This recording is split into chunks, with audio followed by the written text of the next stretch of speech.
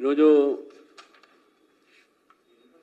పేపర్లు అంతా కూడా ప్రసార సాధనాల్లో కాంగ్రెస్ పార్టీ నాయకులు కామారెడ్డి డిక్లరేషను మళ్ళీ బీసీ రిజర్వేషన్లు ఇవన్నీ తెర మీద తీసుకొచ్చి వాళ్ళు వైఫల్యం చెందారని చెప్పేసి ఒప్పుకోకుండా భారతీయ జనతా పార్టీపై ఆ నెపం దోయాలని ప్రయత్నం చేస్తున్నారు. కేంద్రమే బాధ్యత, బీజేపీదే బాధ్యత ఇవి చెప్తా ఉన్నారు. నిజంగా ఈ యొక్క కాంగ్రెస్ ప్రభుత్వానికి బీసీ సామాజిక వర్గానికి 42% రిజర్వేషన్ ఇవ్వాలనే చిత్తశుద్ధి ఉంటే న్యాయపరమైనటువంటి ఒక ప్రక్రియలోనే వీళ్ళు చిత్తశుద్ధి చూపెట్టేవాళ్ళు. నేను ఢిల్లీలో పత్రికా సమావేశంలో స్పష్టంగా చెప్పాను, 42% రిజర్వేషన్లు అప్పుడు ఉన్నటువంటి ఒక పంచాయతీరాజ్ చట్టం కింద మీరు చేయలేరు, దాన్ని మార్చాలి, అమెండ్మెంట్ చేయాలని చెప్పాను. ఆ మాటకు కాంగ్రెస్ పార్టీ నాయకులకు వాళ్ళకి అర్థం కాక ఇది బీసీకి వ్యతిరేకం అని చెప్పి అదని చెప్పేసి మాట్లాడారు. మళ్ళీ చేసిన పని ఏంది? నేను ఇచ్చినటువంటి సలహా మీదనే, నేను ఇచ్చినటువంటి ఒక సూచన ఒక ఆ టైప్లోనే మొన్న అసెంబ్లీ పెట్టి 285 సెక్షన్ ఏదైతుందో 285 సెక్షను అసెంబ్లీలో దాన్ని గ్రామ పంచాయతీ యాక్ట్లో సవరణ చేశారు. నేను ఫస్ట్ నుంచి అదే చెప్తున్నా, 285 యాక్ట్ సెక్షన్ మీరు అమెండ్మెంట్ చేయకుండా, దాన్ని సవరణ చేయకుండా మీరు రిజర్వేషన్ తీసుకురాలేరు, అది పొరపాటు అవుతుందని చెప్పాను. ఎందుకంటే దాంట్లోనే మెన్షన్ చేసిన 50% క్యాప్ అని సుప్రీంకోర్టు జడ్జిమెంట్. ఇప్పుడు వాళ్ళు చేశారు.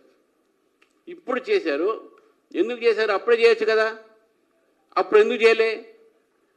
వాళ్ళకు కూడా న్యాయ సలహాకారులు ఉన్నారు కదా, అభిషేక్ మను సింగ్ లాంటి సల్మాన్ ఖుర్షిద్ లాంటి వాళ్ళు మేధావులు ఉన్నారు అక్కడ. ఆయనకు కపిల్ సిబ్బల్ లాంటి వాళ్ళు, వాళ్ళ పార్టీకి సంబంధించి చాలామంది మేధావులు ఉన్నారు, న్యాయవాదులు.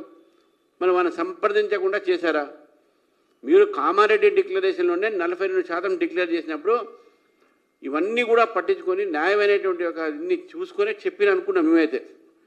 ఊరికి అట్లా ప్రజల్ని మోసం చేయడానికి చెప్పినట్టు మేము అనుకోలే. కానీ ఈరోజు ప్రజలు గమనించారు, తెలంగాణ బీసీలు గమనించారు. మీరు ఆ రోజు కామారెడ్డిలో చేసినటువంటి బీసీ డిక్లరేషన్ కాదు, అది బీసీ బిట్రయల్, అది బీసీ ఘోషణ కాదు, బీసీకు ద్రోహం అనే విషయాన్ని కూడా ఈరోజు నేను చెప్తా ఉన్నాను. కాంగ్రెస్ పార్టీకు నిజంగా చిత్తశుద్ధి ఉంటే ఏ రోజైతే డిక్లరేషన్ చేశారో ఆ రోజు నుంచి ఈ రోజు వరకు దాదాపు 24 నెలలు దాటిపోయింది. అంటే 2 సంవత్సరాలు దాటిపోయింది మనకు.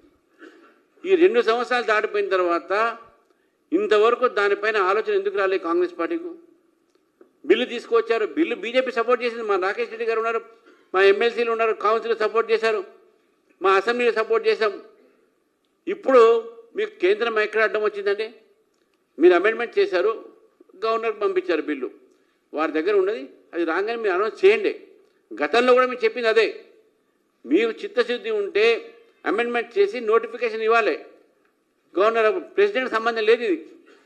నిజంగా కూడా ప్రెసిడెంట్కు సంబంధం, ప్రెసిడెంట్ దగ్గర పంపిస్తే ప్రెసిడెంట్ ఆఫ్ ఇండియా దగ్గర దేశవ్యాప్తంగా కూడా అన్ని బిల్స్ వస్తాయి. అవన్నీ బిల్స్ కూడా అసెంబ్లీకి అకార్డింగ్ ఆ లైన్గా వస్తాయి. అది డిలే అవుతుంది. అంత దూరం పోవాల్సిన అవసరమే లేకుండా మీకు ఇక్కడే అమెండ్మెంట్ చేసి గవర్నర్ చేస్తే గవర్నర్ 60 రోజుల్లో దాన్ని అసెంట్ పంపిస్తాడు. అది మీరు గవర్నర్ చూసుకున్నట్టుగా అది అడ్మినిస్ట్రేటివ్ రిలేషన్స్ అది. కానీ మొన్నటి వరకు బీజేపీ అడ్డుపడుతుంది. బీజేపీ ఎక్కడ అడ్డుపడ్డదండి? కేంద్ర ప్రభుత్వం అడ్డం ఎక్కడ పెట్టిందండి? మీకు న్యాయ సలహాలు అడ్డుపడ్డదా? మీ న్యాయ ప్రక్రియలు అడ్డపడ్డదా? మీ బిల్లుకు అడ్డం పడ్డావా? ఎక్కడ పడ్డా అడ్డం పడ్డాం? మీరు సవరణ చేయకుండా తప్పుడు లెక్కలని పంపిస్తే అది ఎవరు చూస్తారా? అది కాబట్టి ఈరోజు కూడా నేను స్పష్టంగా చేస్తా ఉన్నాను, తెలంగాణ ప్రజలని